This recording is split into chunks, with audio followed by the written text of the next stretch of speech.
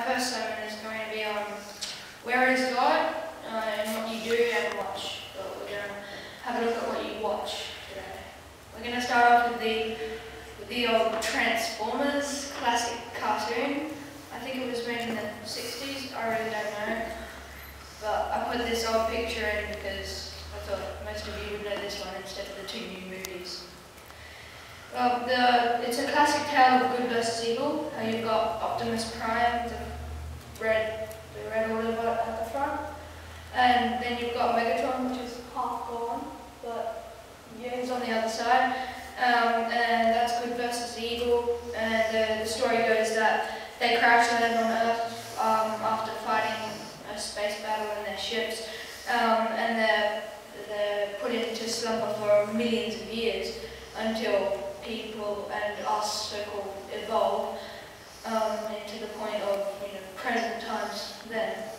And Megatron wants to take over the Earth, but the Autobots and Optimus Prime are there to stop him and save the people there. That relates to God because you've got the good fighting against the evil and what is right, protecting the humans and us, just like how God protects us from Satan, and in this case Megatron is Satan and God is Optimus Prime. Evil, which would be Satan in this case, destroys everything in their path, and they don't care about harming people, they just want the desire for power and to take over the world. That's basically what I think Satan is aiming for here, but God is there to stop us and to reinforce us with hope and to give us new life and to just be there when we need him. And he'll be there, we'll be back on his planet someday soon. John 1:11 says, "Dear friend, do not intimidate what is evil, but what is good. Anyone who does what is good is from God. Anyone who does what is evil has not seen God." I know that Satan has seen God, but he's gone away from him for the desire for power and for things that are wrong. Our next one, you guys might have had the series of the three movies of Aladdin, but the story goes that a lonely street rat is shown gratitude after meeting and saving a princess. The story goes that he's an orphan and his mother died when he was a kid, and he's just been living off the market, off the streets. And he comes along and there's this princess. She has to get married in 3 days, but she doesn't like any of the princes that come because she can only marry princes. So she runs away from home and she gets in trouble because she doesn't know her way around the market, and she almost dies. But Aladdin is there and she saves him and helps her. And then the story continues, and he gets intervened with the plot from Jafar, who is the Sultan, who's like the king of where they live. He's their advisor, and he's secretly plotting against them to take over and rule the world as an evil sorcerer. He defeats him by using the power of the genie, because he finds the genie after getting tricked by some old man who's actually Jafar. And he gets 3 wishes, and that's the typical genie way. But Aladdin after that is accepted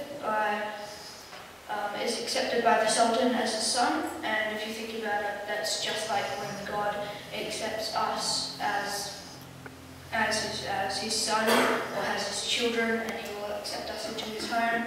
And that would someday be New Jerusalem, and he'll make a new earth, and there will be no evil or sin. And that's just like, when you're in a palace or something, you feel really safe and secure, and there's nothing going on, and you're just, in control and having a good life. But the most important thing is that he used his 3rd wish to set the genie free.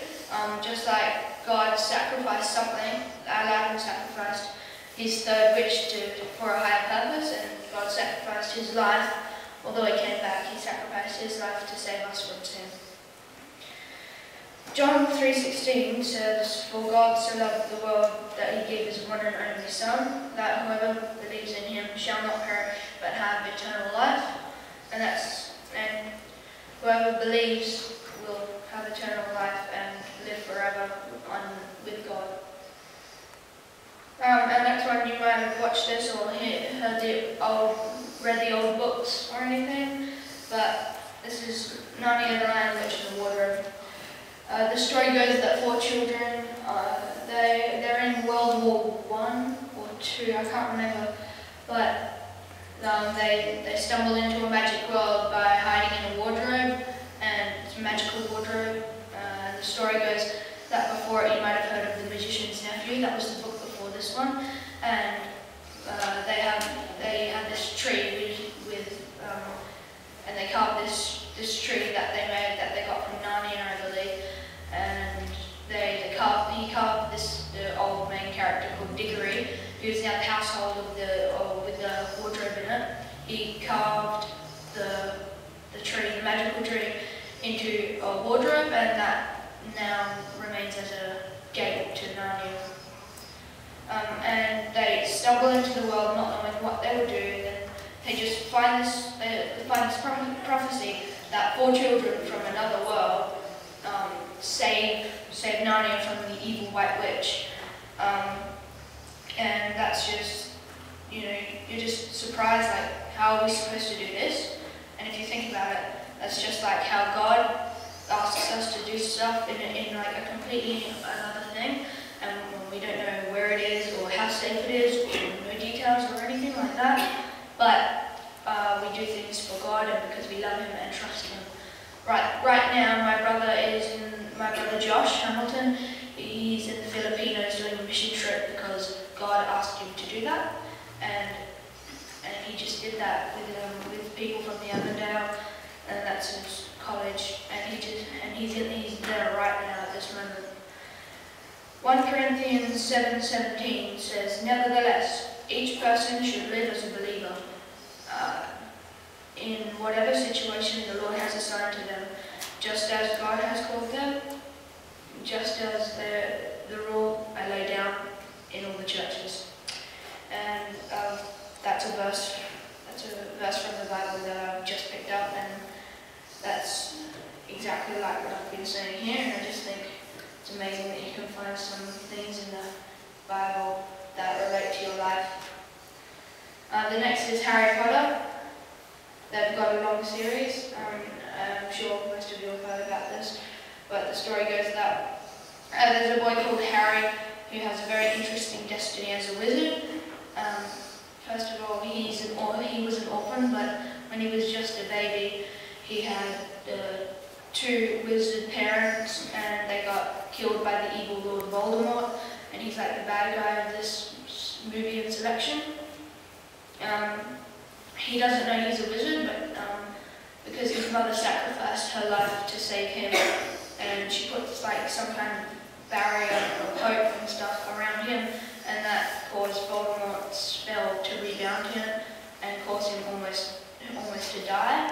And he doesn't know that he's a wizard, but it's just that God sacrifices stuff for us, and we don't even know it, and we don't even say thank you or anything like that. But he doesn't go, "Hey, I saved your life, you should be grateful." He goes, "I'm happy that I saved your life, I love you, and get on with your life."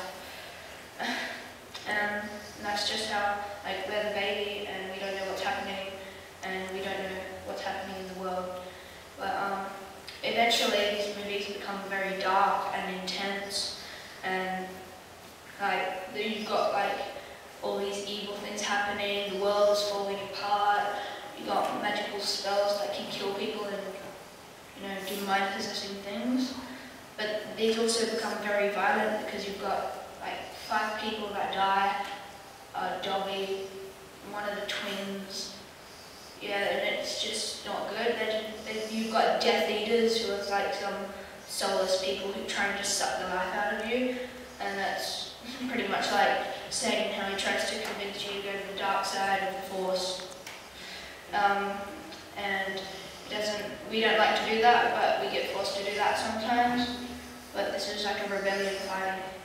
But because of the supernatural darkness, it is best not to watch these. They just lost the plot.